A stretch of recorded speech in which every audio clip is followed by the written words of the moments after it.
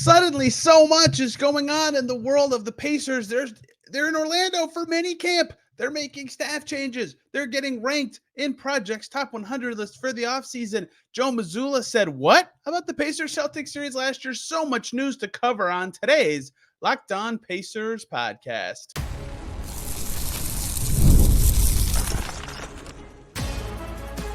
You are Locked On Pacers, your daily Indiana Pacers podcast, part of the Locked On Podcast Network, your team every day.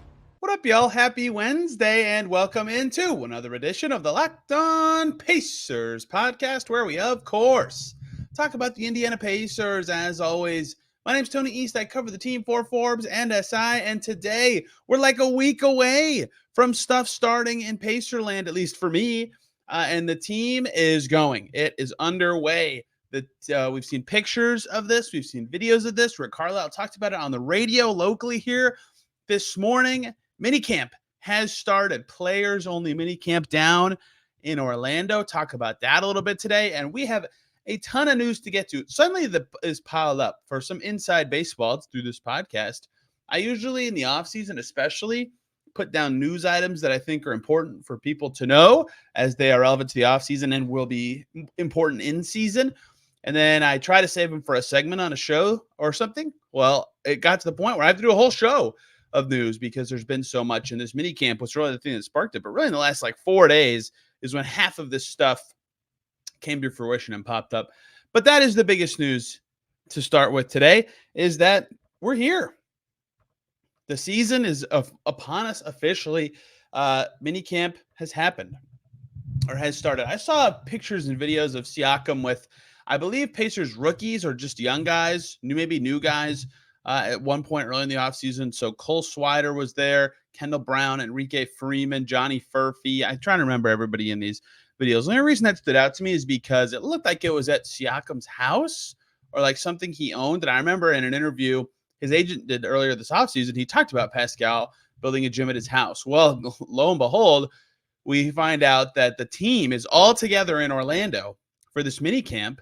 And there's a video Siakam posted on his Twitter feed. If you haven't heard about any of this, I'd highly recommend you check it out, where he is talking all about the coming season for the Pacers. So they're all together for this mini camp. We heard from Rick Carlisle on 107.5 The Fan's morning show yesterday. He said 18 or 19 guys down there together. If it's 19, that's everybody, right? That's the whole team. If it's 18, maybe they're missing one guy for some reason or another.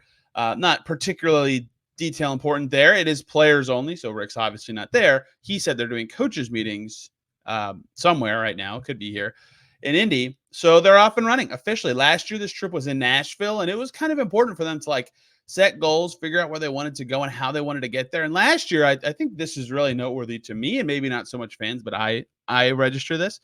Last year, I remember it standing out to me how much they relied on Bruce Brown and his voice in Nashville, because this guy, Bruce Brown, had just won a championship. They brought him in for that experience. They wanted to learn from him about what that took, what it felt like, how they could apply those habits to their own team to do well. And they did do well. They made the conference finals.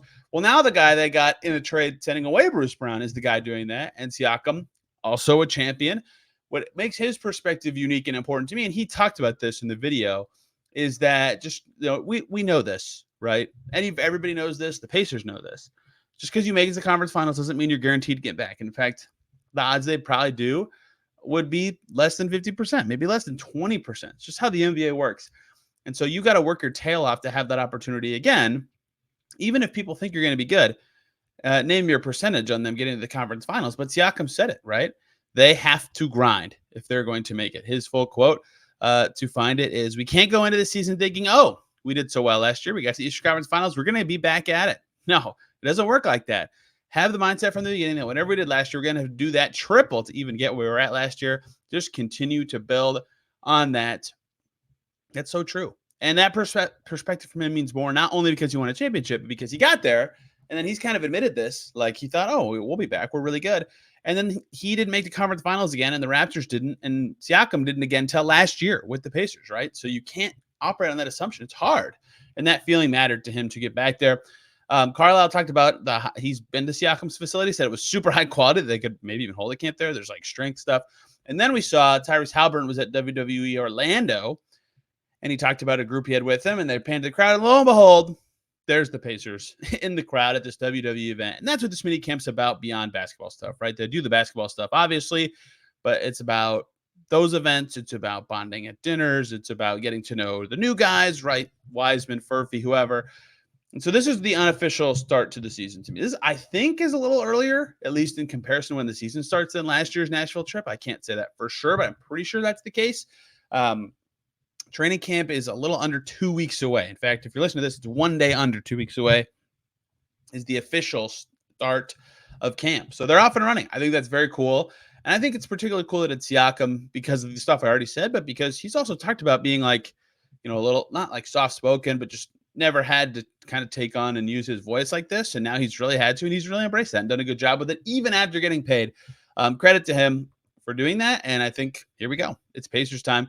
Rick's had a lot of stuff on the radio this morning. I will run through all of them in some detail and write about these to some extent. He also talked about not getting intoxicated with last year's success because they've got to keep going. And he wanted, the habit stuff he always talks about and all that stuff. He was asked about the continuity and keeping a lot of their same players in free agency. He said, just because you had success last year and have your same guys back, it doesn't guarantee anything. A lot of guys that got new contracts, we've got to make sure everybody's still on the same edge and the same hunger because the NBA is hard. He's talked to Tyrese Haliburton post-Olympics. This isn't really an update, but it kind of is. He said he got a little dinged up for the last couple of games and didn't play. So it sounds like Haliburton's injury happened during the Olympics, which is news, not like that it was before or late in the process, whatever, to the extent that it's even a thing. But it seems like he'll be good to go. He called it an amazing opportunity. And then the two interesting ones that will stand out because they're probably the two most interesting players to some people on the Pacers this year. On Ben Mathurin, I'm just going to read a lot of this quote. First of all, shoulder injury. He said he's doing great physically. There's some adjustments that we talked to him about making. Offensively, it's playing faster, running harder, more quick decisions, working on recognition. You guys noticed in the second half of the season last year, the NBA game became much more physical. When Ben came into the league, the first 5 or 6 weeks, he was on an unprecedented pace getting to the free throw line. He said he's got to play faster, as I already said, and make those quicker reads. But the physical game part, Rick was talking a lot about they called us fouls. Like, that's going to be harder for him. He can't expect to get the same whistles he got early in his career. Then Rick continued. He said the bigger thing than anything is defensively. We've talked to him since he got here about being a great two-way player. He's got a lot of growth and upside defensively. With his strength and athleticism and determination, we believe that he can make great strides there. And I think this is on the nose. Obviously, if you've been listening all summer, I've said a lot of this stuff. Ben Mathurin's a terrific talent, terrific young talent. But for him, it's about fit. And he finally had that ex-interview moment where it all clicked. And well, I'm sure for him it clicked before that. But that's when it relayed to me that he gets it, that it's about he's not the best player on the team anymore. He's got to do the fit stuff. We know he's good. Take that next step in some other way, whether that's all the stuff Rick just said, right? Quick decision-making, blending in transition, not feeling like he's kind of beating to his own drum when the team's doing their thing. And there are some games when that pops up, obviously, and some games not so much. It could just be as simple as make threes and guard, and then you'll fit with anybody, and you'll play a lot more. And Rick said that. Defend better, things will come. And I think he can. He's talked about those tools. I think he's already an okay to pretty good on-ball defender, but he certainly has work to do. In general, on the end of the floor, found that to be very interesting from Rick. He's also asked about Jarris, the other guy the other young guy too that everybody wants to know a lot about. He said Jarris had a great 3 weeks leading up to Summer League. He talked about that earlier in the offseason too, with some work with Jim Boylan and some conditioning stuff. And he talked more about that shape and physicality. And then when the quote I typed down for Rick on Jarris was, "We're in the process of a position change there. He needs to keep that momentum going. I'm not going to get into exactly where he may or may not be projected in the lineup, but he's got a real chance to play if he can continue that momentum being the momentum of switching positions." So it sounds like the Pacers are trying to make Jarris Walker a 3 in lots of ways. And we've had signs of that. That's what he played in Summer League. That's what they talked about him playing in Summer League. That's where, if he's going to play this year, the cleanest non-injury to another player-related path is to minutes, right? He would just be supplanting Ben Shepherd, basically. So I totally get why they think that, especially with what this team needs. And what every team needs is size at that spot. So I totally get it. I thought those were the most revealing things he said. You can listen to the whole archive of that interview on 1075thefan.com. But we're at this point in the season. We're no longer at off-season stuff that's like, well, Myles Turner was on a podcast and said this stuff. And that's all very interesting to me personally. And I like to relay that. But this is real stuff that matters for their season. And there's a lot more of it before we get to the opinion-y, newsy, ranking-y stuff that I find interesting. And I think fans do too. Let's keep it rolling on the Pacers news front with Tyrese Haliburton's recruiting comments that kind of went all over the place. We have so much more to talk about as well. Before we do any of that stuff, though, we've got to talk about the great folks over at FanDuel. You've heard us talk about FanDuel a ton. They're America's #1 sportsbook. Well, guess what? We and they at FanDuel have got something a little different for you, because right now, through September 22nd to the end of this coming weekend, you're getting low on time to get in on this one. You got to do it. All FanDuel customers, you bet $5 and get a 3-week free trial of NFL Sunday Ticket from YouTube and YouTube TV. $5 bet, any $5 bet, 3-week free trial of NFL Sunday Ticket. Then with a YouTube TV base plan, you'll be able to watch every regular season Sunday afternoon at a market game. All you need is a Google account and a current form of payment. You can cancel any time. Just visit FanDuel.com and download America's #1 sportsbook. Again, $5 on a bet. Get 3-week free trial of NFL Sunday Ticket. FanDuel.com. Check it out today. We are back here on Locked On Pacers. Thanks for making us your first listen today and every single day. Your second listen. Not a ton going on in NBA land these days. Check out Locked On Cavs, though. Isaac Okoro did get a contract extension. Very interesting, or not an extension, a new contract with the Cavs. Very interesting. The last restricted free agent hanging out there, Oscar Tshiebwe, was in the last 5 until he signed with the Jazz. It's all done. The Cavs roster's done. Their offseason was super confusing to me. I'm glad that is officially over, because now I don't have anything major to care about with my cap sheet tracking. Let's keep rolling on the Pacers. Lots of stuff going on in Pacerland. We just talked about Rick. Let's talk about the Pacers staff. Zach Chu sat behind the bench for the Pacers for the last 3 years, I believe, coming from Dallas to Indiana a few years ago when the coaching staff changed to Rick being in charge. He is leaving. He is no longer going to be with the Pacers. Zach Chu heading to SMU, Southern Methodist. He's from Dallas. That's where the school is. Perfect spot for him.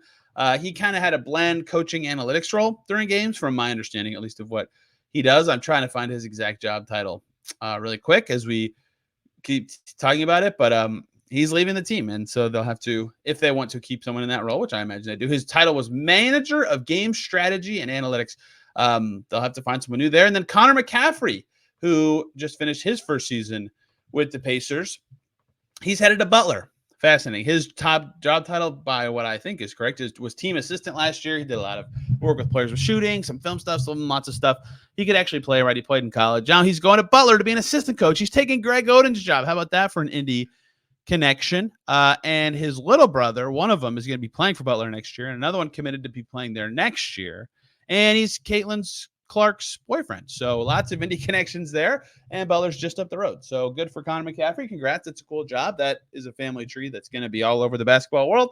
But another job opening for the Pacers that they'll have to fill, or may want to fill. Those are the two staff changes here for the Pacers at this point of the summer. When we hear from Rick for the first time, we can hear more about all that's going. Let's dive into some Mad Ants news. Two things. Their schedule's out, which is fun. They're back in Gainbridge Fieldhouse again. The Noblesville Arena for their G League team is not done yet, so they'll be playing in Gainbridge for another year. Their home opener, their first game's November 9th. Their home opener is November 15th. And then they changed the name of the parts of the season. That doesn't really matter, but their actual regular season starts December 27th. They made the playoffs 2 years in a row, but they're going to have a whole different team this year, basically. It's going to be very different. I would say like 3-4 holdovers is maybe as much as it could be. And so that leads to Mad Ants news number 2. Guess what? They're doing tryouts. It's been a while. The last open tryouts for the Mad Ants, I believe, were 2019. I think it'd be very funny to hear some of you guys try out and hear what it's like. We have to pay $250, but you could do it.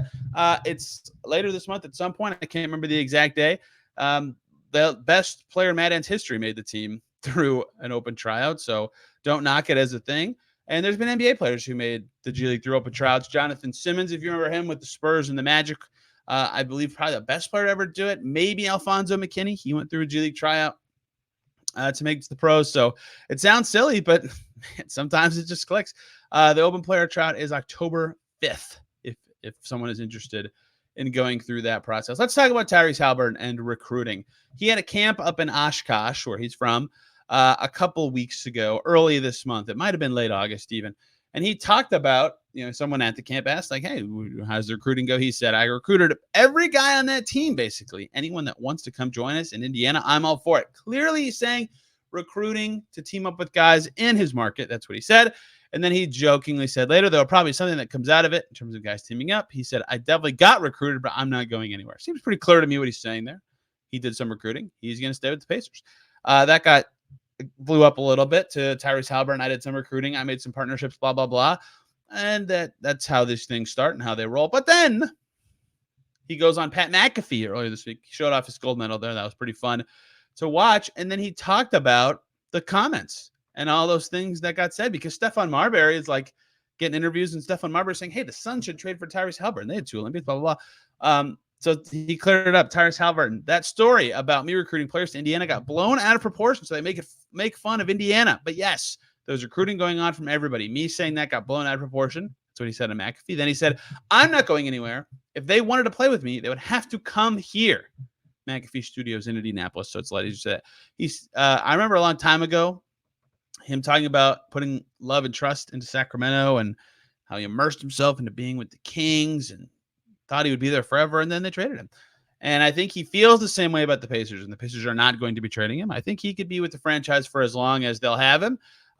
It at least feels that way now, but it's early. You never know with this stuff. But I found that all to be very interesting, the process of that going through. And I, of course, loved hearing about his recruiting endeavors. Because people can clown this stuff, but like the Bam Jimmy relationship the Bam Dame relationship that started at 2021 Olympics was like apparently a big deal. And Dame wanting to go to Heat last summer. I think that was reported in the Miami Herald. And then a long time ago, I can't remember who reported it. I don't want to speak for anybody, but my gut is Ethan Sherwood-Strauss, but I don't want to say that for sure. Was about Kevin Durant and his initial relationships with like Andre Iguodala and other Warriors players during their past Olympic stops. I think that was a World Cup. I can't remember. That was so a long time ago I read that. But like, this does matter. This stuff does matter. It does linger. It does become a part of the fabric of like these players. So Haliburton being on that team obviously mattered a great deal, but for the Pacers long term, maybe it becomes a thing. I really enjoyed that. I love that he said it, and then I love that he had to clarify. I found that to be very funny. Just some general stuff I want to run through before we talk about some player ranking stuff in this final segment here. One, Joe Mazzulla was on. First of all, this was on Locked On Celtics, which was sweet. Shout out to Locked On Network, and John Krause crushed this. Joe Mazzulla was talking about just stuff, the playoffs, lessons, applying stuff to his team, yada yada. You got to listen to Joe Mazzulla talk. It's fascinating. John did a great job with the interview. Then he got to the Pacers series. He actually was talking about the playoffs last year. And look, the high level thing is they lost the game to everybody except the Pacers. They swept the Pacers in the playoffs. There's the only team they swept. But Joe Mazzulla on Locked On Celtics, check it out, said that Indiana series was by far, he said, the toughest series, and we swept them, but it should have went to Game 7. Joe Mazzulla says, Game 7, they swept. He said more later. I'm trying to find the quote because I'm bad at this. He said, we fought, they fought. You have to have an understanding that we have to fight for the things that we can control, but there's so much more to games that you can't control. For example, we're trying to foul up 3 and give Neesmith the wide open corner 3. If he makes that and we go to overtime on the road, completely different game. Right? He's absolutely right. He said, there's a list of things I wrote down. I'm like, Carol, the small things that happen that we had no control over. And we've got to practice those things to try to gain a little bit more control over. But there's still stuff that you have to surrender to within a game. And then he said there were a few things that, that he couldn't surrender to that helped the Celtics win, like the Pacers not calling time at the end of game 1, or Pacers turnovers late in these games. Pacers were tied or ahead in the final minute of 3 of those 4 games. I get that they got swept, but I thought it was fascinating to hear Joe Mazzulla say this. And this is an interesting data point, right? We heard this last year from Bruce Brown and from other Nuggets players that were like, hey, yeah, the Minnesota series was by far our hardest, even though they beat them in 5 in the first round. And then Minnesota was much better the next year, better than everybody thought. I mean, you never know what anything could be, but I wonder what this kind of could augur for the Pacers. The Pacers have currently in the NBA the second fewest guaranteed deals, only 12. I don't know that this means anything or if it's just something I find interesting, but that's a lot of flexibility between Wiseman, Kendall Brown, Cole Swider, James Johnson to make some tweaking and movings depending on how the first couple months of the season go. I didn't realize how far ahead they were in terms of the number of non-fully guaranteed deals. This wouldn't have been a part of this. The timing worked out. Uniform leak. Woo. A uniform leak came out. A sports uniform website that's been all over this stuff for years said that they confirmed that they are legit. Looks like the Pacers City Edition uniforms next year will be the same as last year, except big change, white except black base, which is kind of cool. I thought they looked nice. A lot of people didn't seem to like them. I like the indie theming, and I like the graffiti style. We'll see exactly what they look like when they're actually out, but that is the light leak that looks likely, I would say. And the last just news you need to know is I wrote a story about this, and this I should have included after the coaching part. Gennaro Pargo coached the Pacers Summer League team. He would like to be a head coach someday. And he's been really appreciative of the opportunities the Pacers have given him to be the Summer League head coach. And I talked to Quentin Jackson and Ben Shepherd and stuff about, him as a coach and his growth and stuff. And he's got the right pedigree for it, played the right position, learned from the right people, long career on good teams. I think it'd be fun to see how that shook out for him. And I think it's a story worth reading. Also, Kisei Tominaga and Isaiah Wong. So a 2B Pacer and a former Pacer playing the G League Fall Invitational. Tominaga was awesome in the first game. He had 14 points on 5 for 7 from field, made 3 threes. And then Wong was awesome in the second game. So some Pacers stuff in that. We'll see where Wong ends up this coming season. I don't believe that's been determined yet. Couple more things that I want to get to here, primarily on player ranking exercises that I think some were good and some were not very good. Let's get to that to close out today's show. What up, y'all? We have to talk about the good folks over at Gametime. It's the easiest way to get tickets to the comedy, sports, theater, whatever you're going to near you. They have a new feature called Gametime Picks that makes getting those tickets for your favorite live events even easier. They filter out the fluff to show you only incredible deals on great seats. You don't have to waste your time searching through thousands of tickets. Instead, just do that, ba-boom, ba-boom. It's one of the many features they have that makes the sports ticket buying process or whatever ticket you're getting. For example, the lowest price guarantee. So you know you're getting the lowest price because they'll credit you the difference. If you find cheaper elsewhere, you can do curated deals to make it easier to find that best price. They have super deals. They have views from your seats. You can toggle off the feature of hidden fees so you know exactly what you're paying before it comes. I use Gametime to go watch the Liberty play the Dallas Wings in New York last summer. Everything about the product is as advertised. It's fantastic. Take the guesswork out of buying tickets with Gametime. Download the Gametime app, create an account, use the code LOCKDOWNNBA for $20 off your first purchase. Terms apply. Again, create an account and redeem the code LOCKEDONNBA for $20 off. Download Gametime today. What time is it? It's game time. We're back here on Locked On Pacers. Thanks for making us your first listen today and every single day. Check out Locked On Women's Basketball. I know I already plugged that this week, but I was on it on Monday, and the playoffs are coming in the W soon. The Fever will be playing on Sunday, I believe, is their postseason opener. It's coming. It's time. Their first playoff game in 8 years. That's the best place to hear about it in an audio form. All right, Hoops Hype did projects this summer, and a lot more of these are coming. In fact, I bet there's a full episode on this very channel next week at some point. Top 100. The first top 100 list of the offseason is from Hoops Hype. 3 Pacers make it. It's the exact 3 you'd guess that are making it. What spot do you think it should be?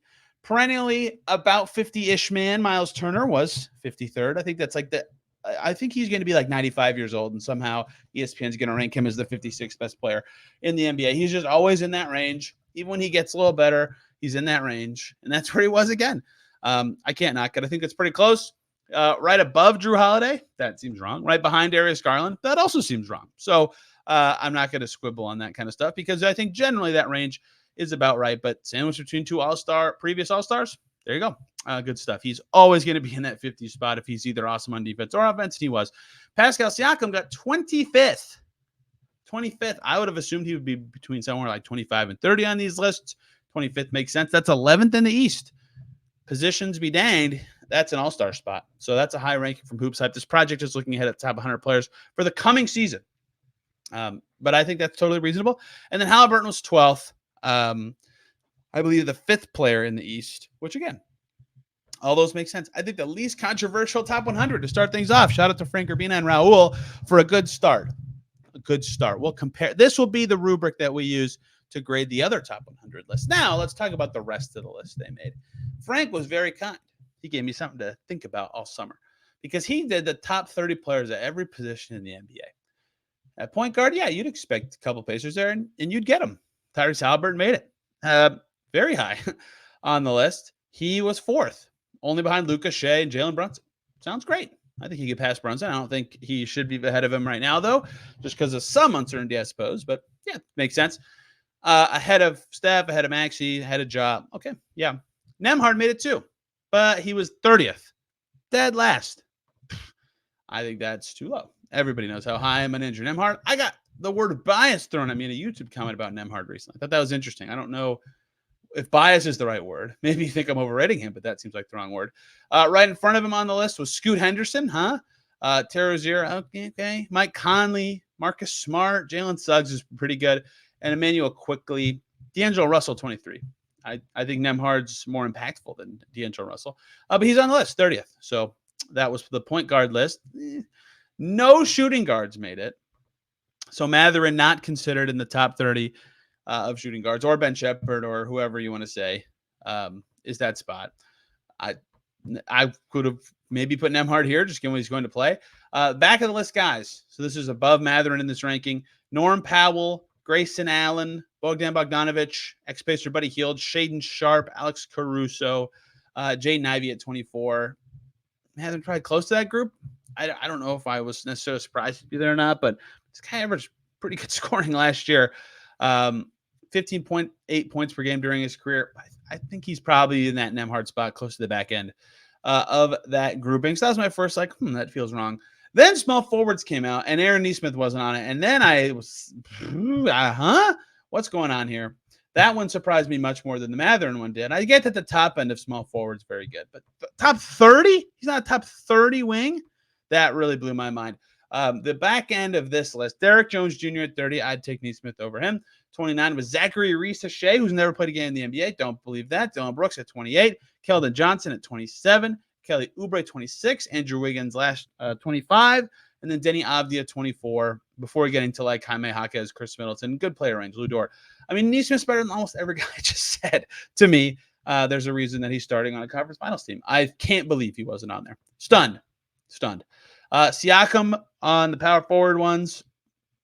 He finished very highly. I believe he was 4th, right behind Paolo Banchero, Zion Williamson, and Giannis. And then Obi Toppin was 20th. This one felt right. All right. There we go. That makes sense for Siakam. In fact, I think Frank is pretty high on Siakam after going through these rankings. I actually thought Toppin might have been a little too high, but that's fine.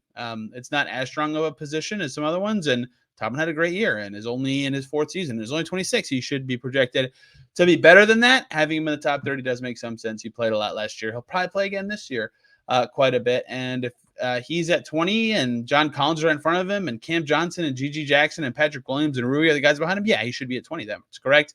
And then Myles Turner, he's always perennially ranked 50th-ish on top 100 list, top 30 centers list, he got 11th. That is about right. I think he'll always kind of be in that tier. It's very obvious the top guys who they are. Jokic, AD, Embiid. Yep. Okay. And then there's this next tier of the maybes with Wemby, and can Sabonis always be better every year? And Bam, can he always be better every year?